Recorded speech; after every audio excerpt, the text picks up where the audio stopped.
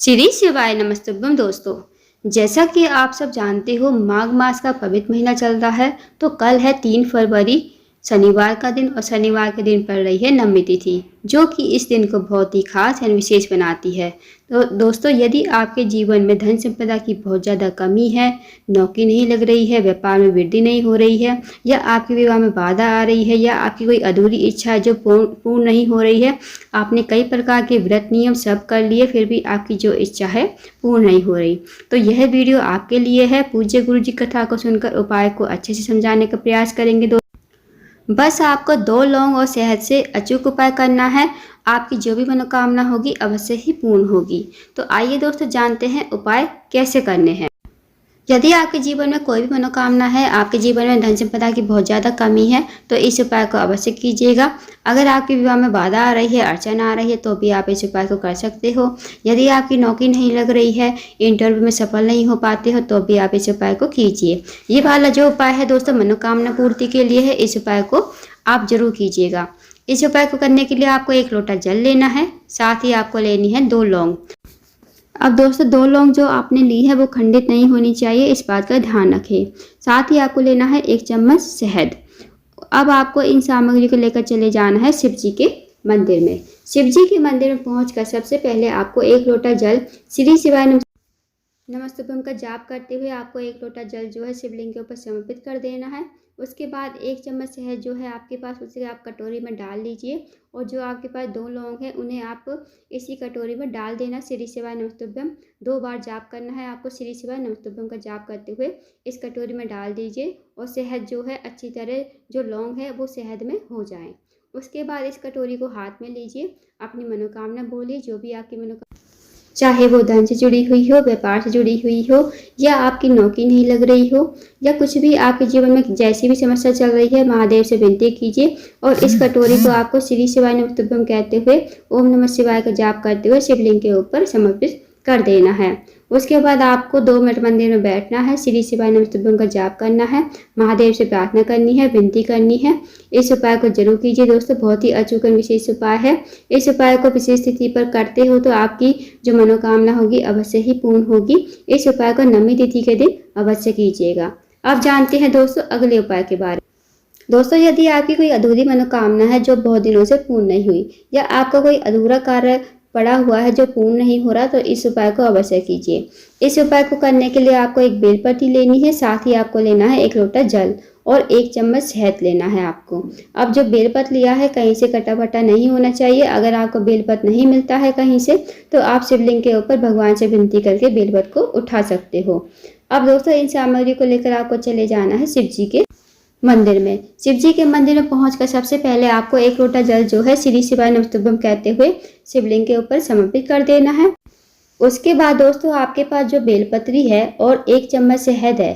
अब जो बेलपत्ती का चिकना भाग होता है, बेलपत्ती की जो 3 पत्ती होती हैं, एक बड़ी वाली पत्ती और 2 पत्ती ऊपर होती हैं, तो बड़ी वाली पत्ती पर आपको ओम का निर्माण करना है शहद से, और जो 2 पत्ती हैं उन पर आपको 1-1 बिंदी शहद से लगा देनी है, और थोड़ा सा शहद जो है आपको बचा लेना है।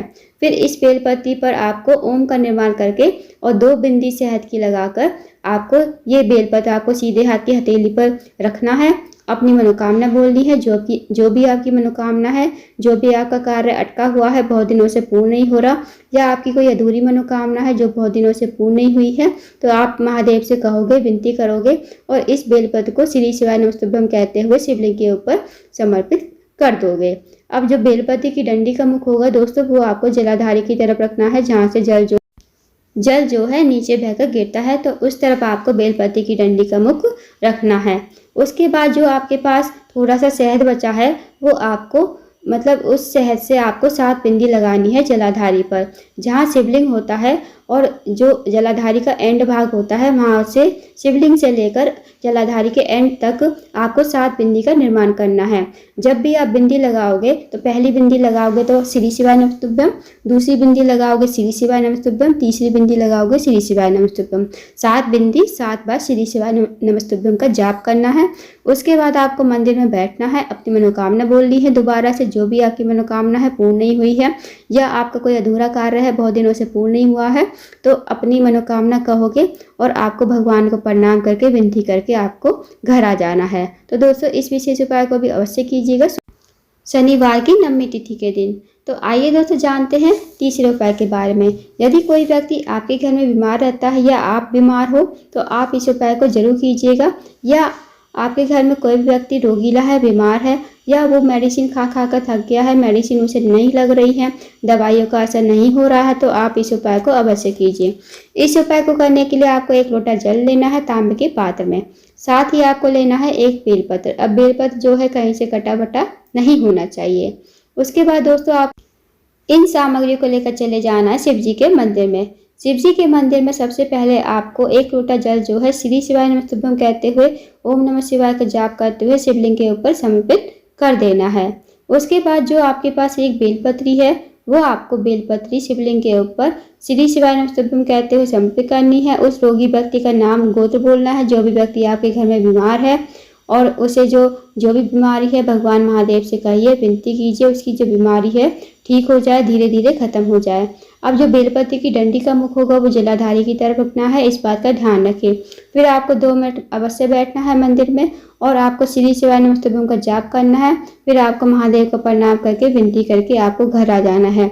यदि आप इस उपाय को नवमी तिथि के दिन करते हो तो जो भी व्यक्ति बीमार है उसकी जो बीमारी है धीरे धीरे ठीक हो जाएगी और धीरे धीरे उसका रोग जो है खत्म हो जाएगा। तो इस विशेष उपाय को अवश्य कीजिएगा दोस्तों, बहुत ही अचूक विशेष उपाय है। अब जानते हैं दोस्तों अगले उपाय के बारे में। यदि आपके जीवन में धन संपदा की बहुत ज़्यादा कमी है, धन की बहुत ज़्यादा कमी है, पैसों की तंगी है, आर्थिक तंगी से बहुत ज़्यादा परेशान हो, या फिर आपकी नौकरी नहीं लग रही है, इंटरव्यू के लिए जाते हो सफल नहीं हो पाते, तो आप इस उपाय को अवश्य कीजिए। इस उपाय को करने के लिए आपको एक समी पत्र लेना है, साथ ही आपको लेना है 1 चम्मच शहद। शहद जो है आप कटोरी में डाल लीजिएगा। उसके बाद आपको लेना है एक तांबे के पात्र में 1 लोटा जल। अब इन सामग्री को लेकर आपको चले जाना है शिव जी के मंदिर में। शिव जी के मंदिर में पहुंचकर सबसे पहले आपको 1 लोटा जल जो है श्री शिवाय नमस्तुभ्यम कहते हुए शिवलिंग के ऊपर समर्पित करना है। उसके बाद जो आपके पास शहद है कटोरी में आपने डाला है, और जो आपके पास एक समी पत्र है उस समी पत्र को आपको कटोरी में डाल देना है ताकि जो शहद है वो उस समी पत्र पर लग जाए। उसके बाद इस कटोरी को आपको हाथ में लेना है, अपनी मनोकामना बोलनी है, जो भी आपकी मनोकामना महादेव से कहिए, विनती कीजिए।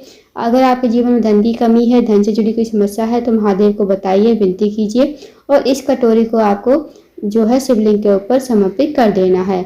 अब दोस्तों जो समीपत की डंडी का मुख होगा वो जलाधारी की तरफ होना चाहिए, इस बात का विशेष ध्यान रखना। उसके बाद आपको 2 मिनट मंदिर में बैठना है, श्री शिवाय नमस्तुभ्यम का जाप करना है, फिर आपको भगवान को प्रणाम करके विनती करके आपको घर आ जाना है।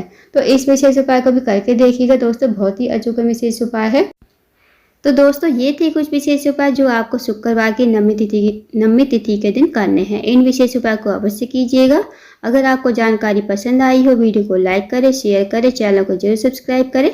कमेंट बॉक्स में श्री शिवाय नमस्तुभ्यम हर हर महादेव जरूर लिखें।